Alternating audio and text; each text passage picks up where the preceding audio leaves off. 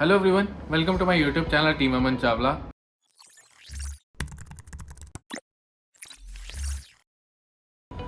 आज के वीडियो में मैं बात करने वाला हूँ pros and cons of registered agreement. जो हम रजिस्टर्ड एग्रीमेंट जनरली रिकमेंड करते हैं रेरा, एज पर रेरा सभी कस्टमर्स को रजिस्टर्ड एग्रीमेंट कराना चाहिए ऑल ओवर इंडिया। किसी भी ब्रांड, किसी भी बिल्डर के साथ जब हम अपना कोई घर खरीद रहे हैं, अपार्टमेंट खरीद रहे हैं, प्लॉट खरीद रहे हैं, तो एक agreement, builder by agreement, generally builders जो हैं वो एक बिल्डर बाय एग्रीमेंट की दो कॉपीज होती हैं, फाइल कॉपी और कस्टमर कॉपी, वो करते हैं। वो एग्रीमेंट दो पार्टी के बीच में है। बिल्डर ने एक बुकलेट दिया जिसमें सारी terms condition, mostly 99% terms and condition builder favour में होती है, 1% कंडीशन कस्टमर फेवर में होती है।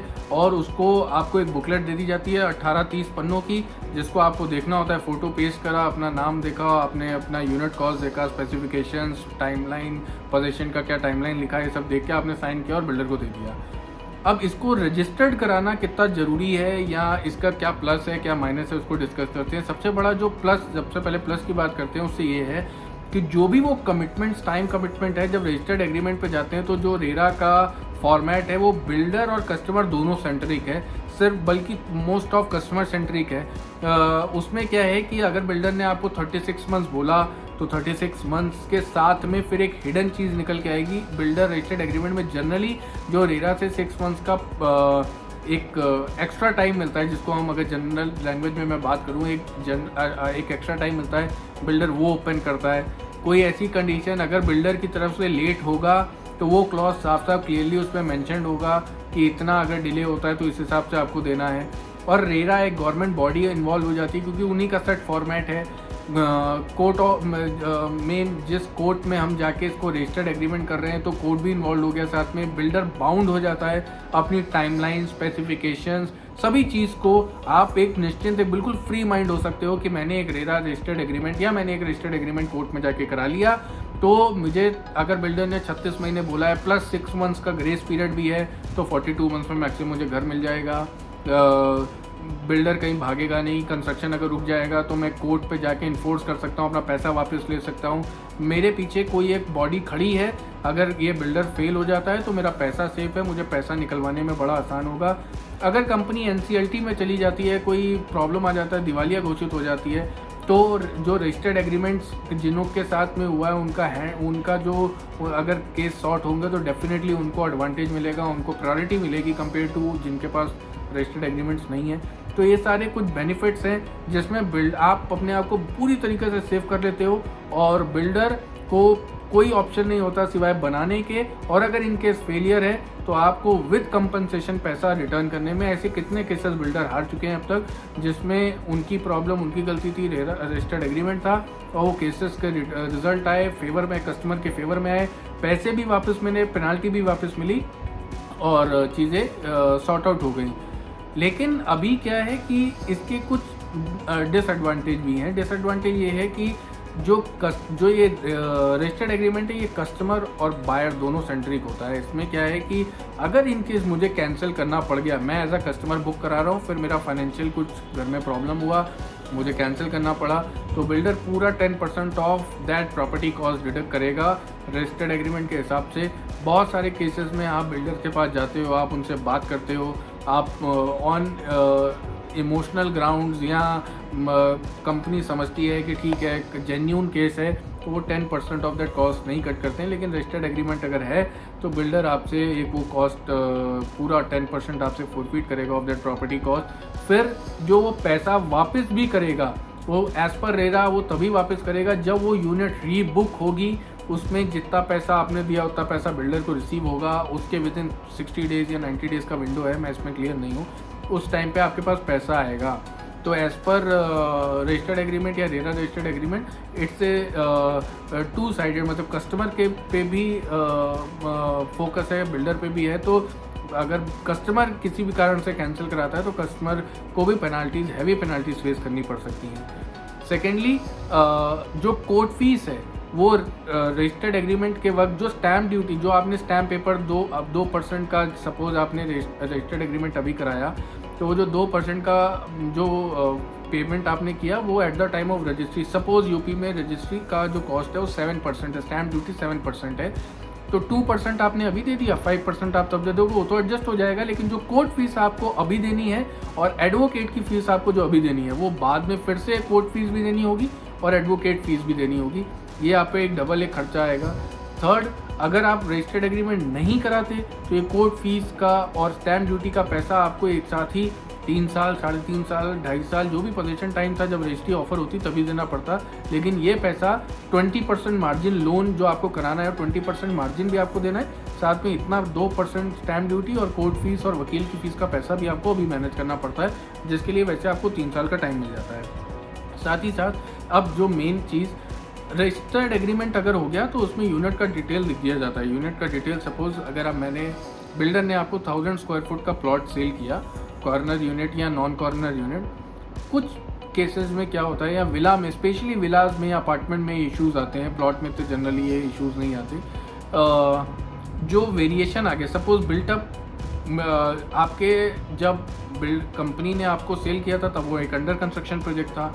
अंडर कंस्ट्रक्शन प्रोजेक्ट में आपने 1000 स्क्वायर फुट के प्लॉट पे 500 स्क्वायर फुट के बिल्टअप के साथ में आपने एक रजिस्टर्ड एग्रीमेंट कराया है, जिसके सारे डायमेंशंस और बिल्टअप और कारपेट और सुपर बिल्टअप आपके रजिस्टर्ड एग्रीमेंट में मेंशन था।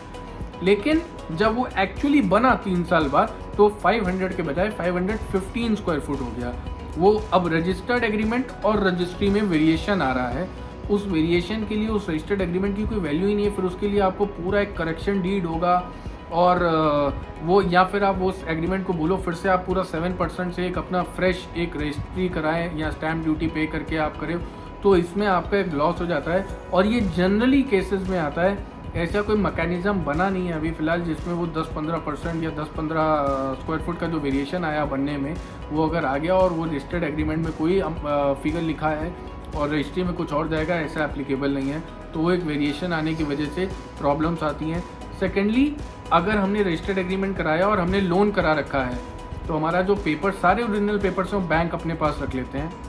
अब पोजीशन के वक्त बिल्डर ने रजिस्ट्री ऑफर करी, रजिस्ट्री ऑफर करने के लिए 5% का आपको देना था, लेकिन बिल्डर ने कहा अपना पुराना रजिस्टर्ड एग्रीमेंट भी दीजिए, उसको वो रजिस्ट्री के वक्त वहाँ साथ में लगेगा। अब बैंक को आपने अप्रोच किया, बैंक ने उस रजिस्टर्ड एग्रीमेंट को निकालने में ही एक बहुत टीडियस, बहुत सारे कस्टमर्स को मैंने ओरो, एल्डिको और अलग अलग ब्रांड्स में, शालीमार में देखा है, बहुत प्रॉब्लम फेस करना पड़ता है। बैंक से उस एग्रीमेंट को वापस लेना, बिल्डर के बैंक का वकील जाएगा, बिल्डर का वकील जाएगा, एक कॉमन डेट डिसाइड होगी, फिर उस दिन रजिस्ट्री के वक्त वो पेपर साथ लगेंगे, तो एक बहुत टीडियस, एक कॉम्प्लिकेटेड प्रोसेस हो जाता है। इस वजह से रजिस्टर्ड एग्रीमेंट को वापस लेना बैंक की कस्टडी से, वो रजिस्ट्री में मेंशन होगा, फिर रजिस्ट्री के साथ वो रजिस्टर्ड एग्रीमेंट वापस चला जाएगा। तो ये जो पूरा प्रोसेस है ये थोड़ा सा टीडियस है, इसमें थोड़ा टेंशन ज़्यादा होती है, इसमें टाइमलाइंस को मैनेज करना पड़ता है, प्रॉपरली कोऑर्डिनेट करना पड़ता है, जिसमें बिल्डर, बैंक और एडवोकेट्स तीनों का टाइम फिक्स बैठ जाए, दिन फिक्स बैठ जाए। इसमें कुछ प्रॉब्लम्स या कन्फ्यूजन्स या कोऑर्डिनेशन में प्रॉब्लम आती है। तो ये कुछ इश्यूज़ थे रजिस्टर्ड एग्रीमेंट करने के और नहीं करने के। और अगर हमने रीसेल में प्रॉपर्टी सेल करनी है तो उसका एक फ़ीस ऐड हो जाती है, स्टैम्प ड्यूटी का पैसा ऐड हो चुका है, कोर्ट फीस का पैसा ऐड हो चुका है, तो जो खरीदार खरीद रहा है उसको वो एक्स्ट्रा 70-80,000 रुपीज़ पे करना पड़ रहा है, क्योंकि रजिस्टर्ड एग्रीमेंट की एक फ़ीस आपने बियर करी थी।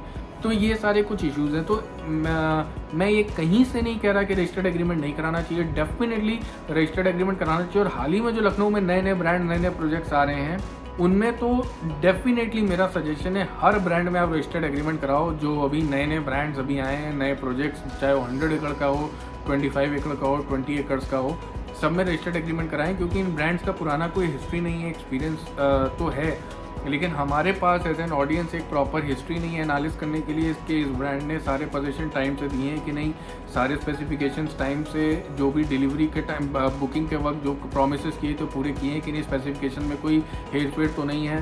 तो रजिस्टर्ड एग्रीमेंट कराना, आप समझ लो आपका सारा टेंशन ख़त्म, फिर बिल्डर कहीं जा नहीं सकता, भाग नहीं सकता। तो मैं कहीं से प्रमोट नहीं कर रहा हूँ या कहीं से मैं नहीं कहना चाह रहा हूँ कि रेरा रजिस्टर्ड एग्रीमेंट मत कराएं, लेकिन अगर कोई ब्रांड जिसका हिस्ट्री आपको पता है, जो पोजीशन देते आ रहे हैं 20 सालों से, जब रेरा नहीं था तब भी उनका हिस्ट्री बहुत अच्छी है, उन्होंने पास में बहुत सारे प्रोजेक्ट डिलीवर किए हैं, उनके एक्सपीरियंस अच्छा है आपका उस बिल्डर के साथ में, और आगे भी आपको लग रहा है कि ब्रांड बिल्कुल अच्छे एक स्ट्रीमलाइंड, ऐसा नहीं अचानक से फैल रहे हैं, मल्टीपल प्रोजेक्ट्स एक साथ नहीं चला रहे हैं, बहुत क्लीन एंड क्लियर, बहुत अच्छे से आराम से एक स्पीड में चल रहे हैं और आपको ज़रूरत नहीं लग रही है तो आप अवॉइड कर सकते हो उसको। क्योंकि अगर आपको रीसेल करना है तो अवॉइड कर ही सकते हो, और अगर रहना है और आपको पता है कि मेरे पास्ट एक्सपीरियंसेस, मेरे दोस्त ने जान पहचान में, फ्रेंड फैमिली में देख रखा है, बहुत अच्छा है, बिल्डर बदमाश नहीं है, ख़राब नहीं है, कोई किसी तरीके की नोटोरियस एक्टिविटीज़ नहीं हो रही हैं, तो हम उसको अवॉइड कर सकते हैं, सो दैट कि एक वो पैसा भी बचता है और कई प्रकार के कॉम्प्लिकेशन जो आगे आ सकते हैं वो भी बचते हैं। लेकिन फिर मैं अगेन ये रिपीट कर रहा हूँ कि मैं प्रमोट नहीं कर रहा हूँ कि आपको रजिस्टर्ड एग्रीमेंट नहीं कराना चाहिए, आपको रजिस्टर्ड एग्रीमेंट कराना चाहिए, उससे आपका बहुत सारा टेंशन अवॉइड खत्म हो जाता है। लेकिन बहुत सारे इन्वेस्टर्स मार्केट में हैं या बहुत सारे ऐसे कस्टमर्स मार्केट में जो फर्स्ट टाइम बायर्स नहीं हैं, जो एल्डिको के साथ, ओरो के साथ, शालीमार के साथ, पारडॉस के साथ, लोधा, शोभा, कई ब्रांड्स के साथ अलग अलग लोकेशंस पे काफ़ी समय से कुछ इन्वेस्टमेंट रोटेशन करते जा रहे हैं, या पहली 1-2 प्रॉपर्टीज़ उनकी फैमिली में ली जा चुकी हैं, उस ब्रांड में तीसरी प्रॉपर्टी प्लान कर रहे हैं। तो उन लोगों को ये सजेशन है कि अगर आप उसको अवॉइड करना चाहते हो तो आप कर सकते हो, बाकी इट्स अप टू यू। और मुझे लगता है इस तरीके के वीडियो भी थोड़े बहुत हेल्पफुल होंगे, जिसमें मैं थोड़ा सा एक जनरिक टॉपिक पे बात कर रहा हूँ। और अगर कंटेंट पसंद आ रहा हो इस चैनल का तो टीम अमन चावला की प्रोफाइल को Facebook, Instagram, Twitter, WhatsApp status, हर सोशल मीडिया हैंडल पे फॉलो करें, अपने फ्रेंड फैमिली में वीडियोस को शेयर करें, चैनल को शेयर करें और बहुत ज़्यादा सब्सक्राइब करें और अपना प्यार यूँ ही बनाए रखें। Thank you so much.